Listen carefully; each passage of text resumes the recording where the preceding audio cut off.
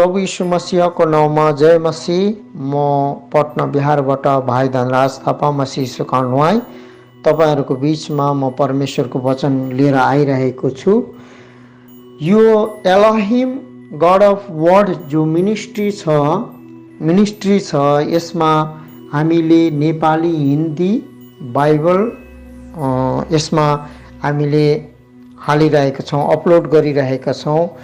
अनि विशेष गरेर हामी चाहन्छौं कि यो नेपाली बेसिक क्लास देखि लिएर हाई क्लास तकको बाइबल टिचिङहरु अनि हिन्दीमा बेसिक देखि हाई क्लास सम्मको टिचिङहरु अनि उत्पत्ति देखि प्रकाशित वाक्यसम्म नेपाली र हिन्दी बाइबलमा हामी अडियो बाइबलमा एक एक अध्याय गरेर तपाईहरुको बीचमा उपलब्ध गर्न चाहन्छौं। अनि उपलब्ध गर्नु हामीले सुरु गरिसकेका छौं यो च्यानलबाट।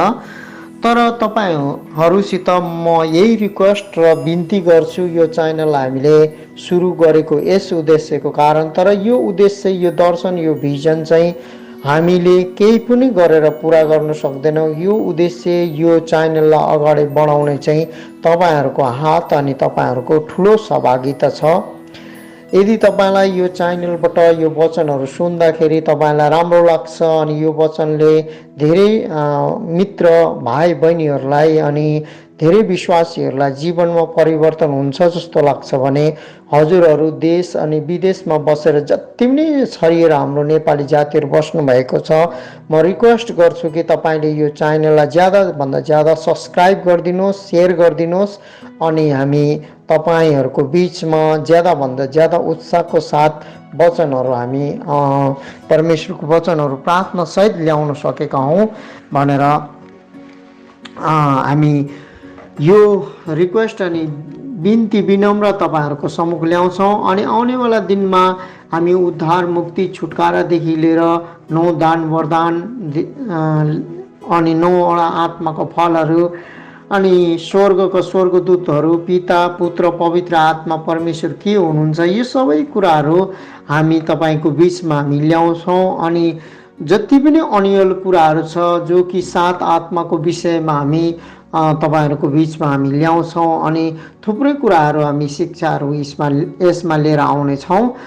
तर विशेष गरेर यसमा तपाईहरुको सहभागिता चाहिन्छ। पहिला पनि भने, फेरि पनि भन्छु कि तपाईहरुको चाहिँ अवश्य नै हामीलाई प्रार्थना र सहभागिता अनि लाइक र सब्स्क्राइब चाहिँ तपाईहरुले गरिदिन सक्नुहुन्छ। यो वचन सुन्दाखेरि यदि लाभदायक तपाईहरुलाई पुग्ने रहेछ भनेदेखि।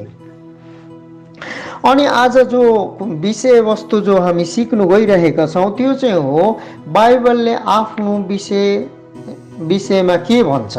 बाइबल जो छ, बाइबलले आफ्नो विषयमा के भन्छ भनेर हामी सिक्नु जाँदै छौं। आजको जो सब्जेक्टै त्यही हो कि बाइबलले आफ्नो विषयमा के भन्छ। बाइबलमा मानिस जातिको लागि उद्देश्य, सामर्थ र लाभको विषयमा बताउँछ। बाइबलमा बताएको छ परमेश्वरको वचन मनुष्य जातिको लागि, जो मानिस जातिको लागि खजानाले भरिएको छ बाइबलमा अनि परमेश्वरको प्रेरणाबाट लेखिएको हो। जब हामी आज बाइबलले आफ्नो विषयमा के भन्छको सब्जेक्टबाट आज हामी दुईटा कुरालाई हेर्ने छौं। परमेश्वरको प्रेरणाबाट लेखिएको हो, परमेश्वरको जति पनि वचन भनेर हामी यो कुरालाई हेर्ने छौं। अनि यो कुरालाई हामी टिभीएस जो बाइबल छ, त्यो जो टिभीएस बाइबलबाट म तपाईहरुलाई यो जो सन्देश म तपाईहरुको सामने उपदेश ल्याइरहेको छु। हामी दूसरा पत्रुस 1:2 लाई पहिला सबभन्दा पहिला हेर्ने छौं। यहाँ लेखेको छ, किनकि कुनै पनि समयमा भविष्यवाणी मानिसको इच्छाद्वारा आएन। कुनै पनि समयमा जब पुरानो समयमा जो पनि भविष्यवक्ताहरु बोल्थे, किनकि कुनै पनि समयमा भविष्यवाणी मानिसको इच्छाद्वारा आएन, तर परमेश्वरका पवित्र जनहरू पवित्र आत्माका प्रेरणा पाएर बोले। आउनुहोस् हामी प्रार्थना गरौं। पिता पुत्र पवित्र आत्मा त्रिएक परमेश्वर, हामी यो वचन सुन्नु जाँदैछौँ। तपाईँको सामर्थ, तपाईँको शक्ति, तपाईँको अभिषेकले हामीलाई भर्नुहोस्।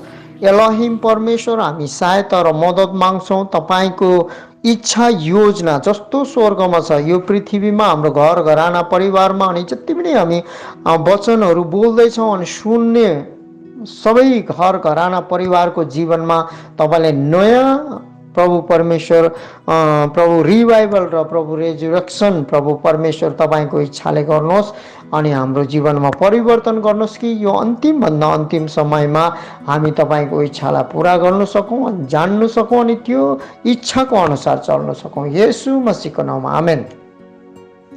तो यहाँ किनकि कुनै पनि समयमा भविष्यवाणी मानिसको इच्छाद्वारा आएन, तर परमेश्वरका पवित्र जनहरू पवित्र आत्माद्वारा प्रेरणा पाएर बोले। जो प्रेरणा जो पाएर बोले, जो पवित्र आत्माद्वारा प्रेरणा पाएर बोले। त्यही कारणले किनकि कुनै पनि भविष्यवाणी आफ्नो मनले होइन, आफ्नो इच्छाले होइन, तर मानिसको इच्छाद्वारा पनि आएन। जो मानिसले सोचेर बुझेर यस्तो बोल्नुपर्नेछ उस्तो बोल्नुपर्नेछ त्यो कुरा पनि होइन, तर परमेश्वरको पवित्र जनहरू पवित्र आत्माको प्रेरणा पाएर नै बोले भनेर यहाँ भनिएको छ। अनि यस कारणले हामी बाइबललाई जोड दिन चाहन्छौँ, बाइबललाई हामी अगाडि बढाउन चाहन्छौँ। ज्यादाभन्दा ज्यादा व्यक्तिको पास पुगेको हामी चाहन्छौँ कि परमेश्वरको जति पनि भविष्यवाणी जो एक एक बाइबलमा सबै कुराहरू चाहिँ जो चाहिँ हाम्रो निम्ति हो, जो प्रतिज्ञादेखि लिएर हरेक परमेश्वरको वायदाहरू, उद्धार मुक्ति छुटकारा दान वरदान 7 आत्माको कुराहरू 9वटा आत्माको फलहरू, यो चाहिँ मनुष्य जातिको लागि हो। तर त्यो कुराको लागि जब हामी कोही छतमा चढ्नु पर्छ भने 7 तला छ भने सिँढीमाथि सिँढी चढेर हामी माथि पुग्नुपर्छ। त्यसै गरी हामीले पनि जो परमेश्वरलाई जान्नुपर्छ भने चाहिँ, यीशुलाई जान्नुपर्छ भने चाहिँ, पिता पुत्र पवित्र आत्मा त्रिएक परमेश्वरलाई जान्नुपर्छ भने चाहिँ हामीले बाइबललाई स्पष्ट रीतिले हामीले उत्पत्तिदेखि प्रकाशित वाक्यसम्म हामी बाइबललाई पुरा नजाने तापनि हामीले जानकारी पुरै राख्नुपर्ने कोसिस गर्नुपर्छ। किनभने परमेश्वरको हरेक प्रार्थना बिन्ती परमेश्वरको इच्छाले नै भविष्यवाणी आएको छ भने परमेश्वरको इच्छाले नै हाम्रो प्रार्थना बिन्ती पनि हुनुपर्छ भन्ने मेरो विचार छ। अनि परमेश्वरको वचनले पनि यसै भन्छ। अब हाम्रो अर्को वचनलाई हामी हेर्नेछौँ, त्यो चाहिँ हो अब परमेश्वरको प्रेरणा द्वारा लेखिएको बाइबलको वचन।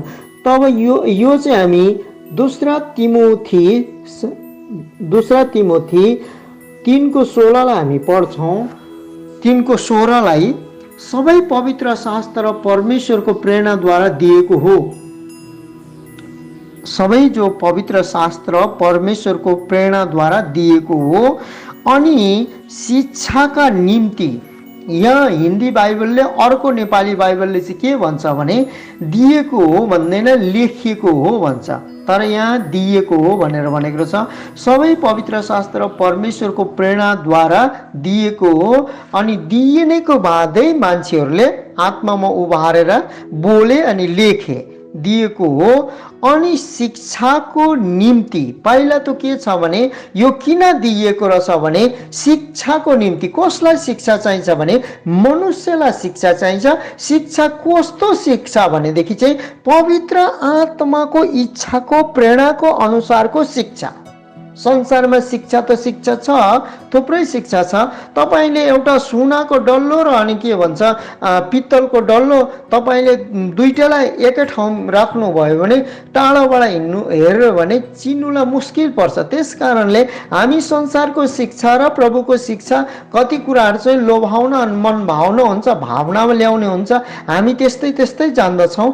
तर यो शिक्षा चाहिँ संसारको शिक्षा पनि होइन, संसारको हाकिमको शिक्षा पनि होइन, यो चाहिँ सबै पवित्र शास्त्र परमेश्वरको प्रेरणाद्वारा दिएको शिक्षा अनि लेखिएको शिक्षा, अनि यो लेखिएको अनि दिएको र लेखिएको शिक्षा चाहिँ अनि शिक्षा चाहिँ अनि शिक्षाको निम्ति, यो शिक्षा दिनुको निम्ति, हिन्दी बाइबल भन्छ शिक्षा देने के लिए, शिक्षा दिनुको निम्ति, अनि के भन्छ भूल दोष देखाउनका निम्ति, त्यहाँ चाहिँ के भन्छ भने भूल दोष देखाउनको निम्ति, हिन्दी बाइबलमा चाहिँ भन्छ तालिम दिनको निम्ति, अनि यहाँ चाहिँ भन्दो रहेछ भूल दोष देखाउनको निम्ति, जो चाहिँ भूल दोष हामीमा के छ हामी आफै आफूमा जाँच्नु सक्ने अनि सुधारका निम्ति हाम्रो जीवनमा अब देखिएपछि के हुन्छ भने शिक्षा उपदेशको निम्ति अनि भनेर भनेको छ अर्को बाइबलमा चाहिँ, यहाँ भूल देखाउनको निम्ति अनि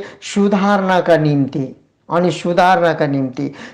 निम्ति किन रहेछ भने धार्मिकताको सम्बन्धमा तालिमका निम्ति लाभदायक छ, जो कि परमेश्वरको धार्मिकता प्रकट गर्नुको लागि तालिमको निम्ति चाहिँ यो के रहेछ लाभदायक छ। अनि त्यहाँदेखि यो लाभले चाहिँ के भन्छ, यो लाभ चाहिँ धेरै स्थिर छ।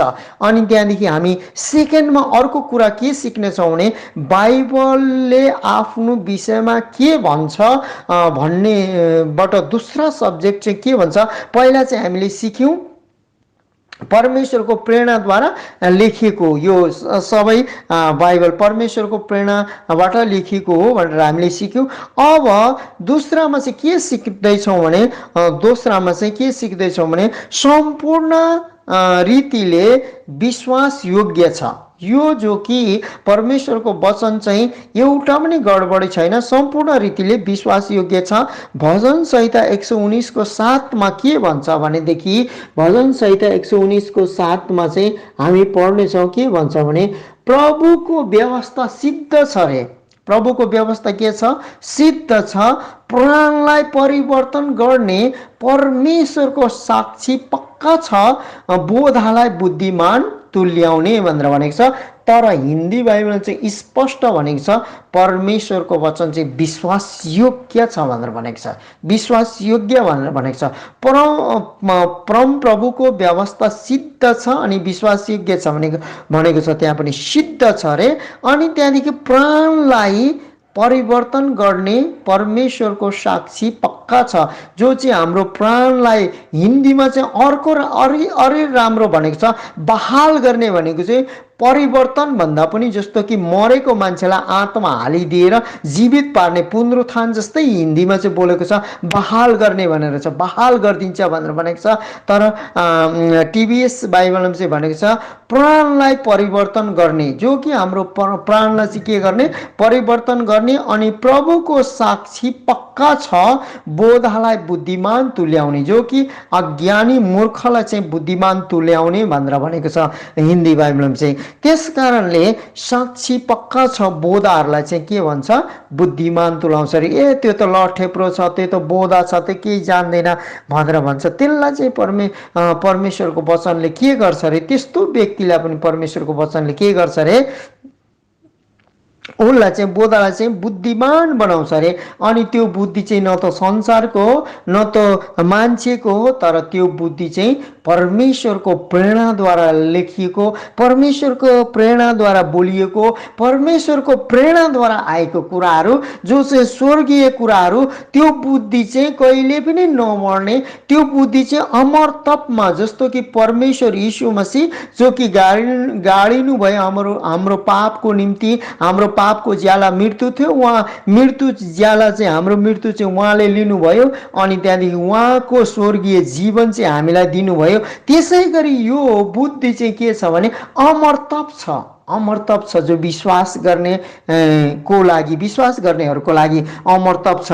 अनि त्यहाँदेखि अर्को वचनले फेरि के भन्छ भने यो बुद्धि चाहिँ कस्तो छ भनेदेखि स्थिर छ। कसरी स्थिर छ भनेदेखि भजन संहिता 119 को 89 ले भन्छ, भजन संहिता 119 को 89 ले के भन्छ, हे परम प्रभु, यहाँ भन्दो रहेछ हे परम प्रभु, स्वर्गमा तपाईको वचन सदा सर्वदा स्थिर छ। स्वर्गमा परमेश्वरको वचन चाहिँ सदा सर्वदा स्थिर छ। त्यो चाहिँ एक दिन दुई दिन होइन। हिन्दी बाइबलले भन्छ युगन युग स्थिर छ।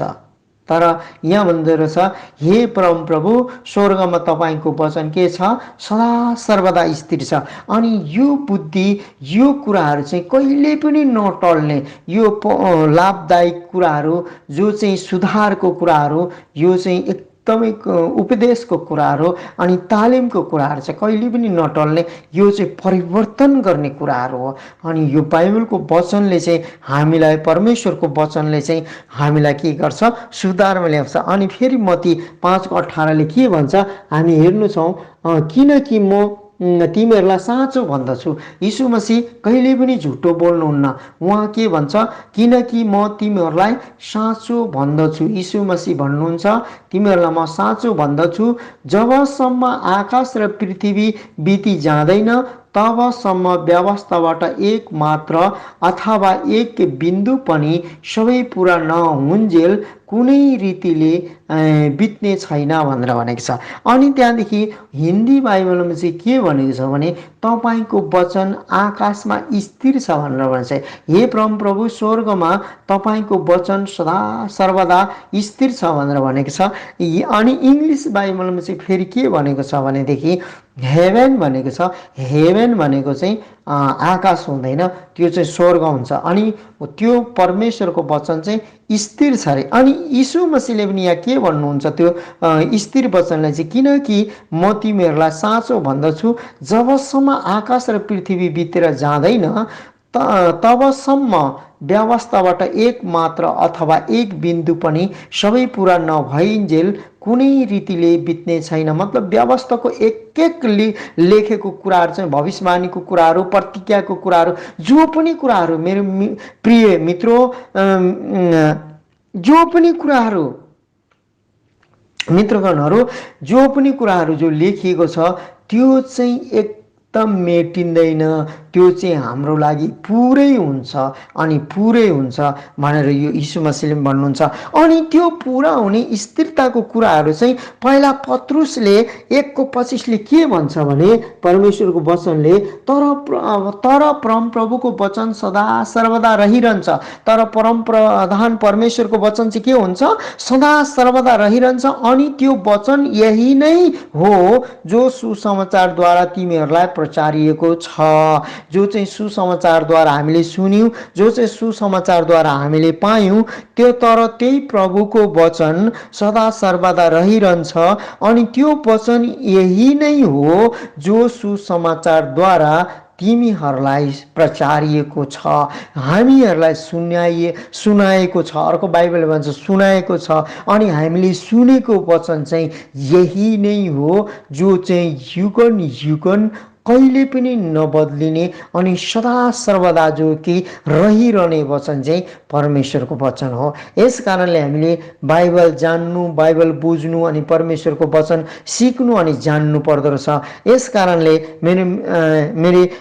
मेरो प्रिय सबै जनहरू, मित्रगणहरू, साथीभाइहरू अनि जति पनि सन्तगणहरूसित मेरो रिक्वेस्ट छ कि हाम्रो च्यानललाई अगाडि बढाइदिनुहोस्। यदि तपाईँहरूलाई हामीले दिएको बोलेको वचन अडियोहरू राम्रो लाग्छ भने, यदि हामीले दिएको यो टिचिङहरू सिकाइरहेको कुराहरू राम्रो लाग्छ भने, अनि यो लाग्छ कि सबैको बिचमा पुग्नु पर्ने रहेछ जस्तो लाग्छ भने प्लिज तपाईहरुले यो च्यानललाई ज्यादा भन्दा ज्यादा तपाईहरुले सब्स्क्राइब गरिदिनुस् कि हामी अर्को पनि जो नयाँ वचन हामीले हाल्दाखेरि यहाँ अपडेट गर्दाखेरि तपाईहरुको पास पुग्नु सकेको होस्। जय मसीह। आउनुहोस् हामी प्रार्थना गरौँ। पिता पुत्र पवित्र आत्मा त्रिएक परमेश्वर एलोहिम परमेश्वर, हामी प्रार्थना गर्छौं यीशुको नाउँमा। यो वचन सुन्ने जति पनि प्रभु सन्तगणदेखि लिएर भाइ बहिनीहरूले जतिले पनि प्रभु वचन सुन्नुहुन्छ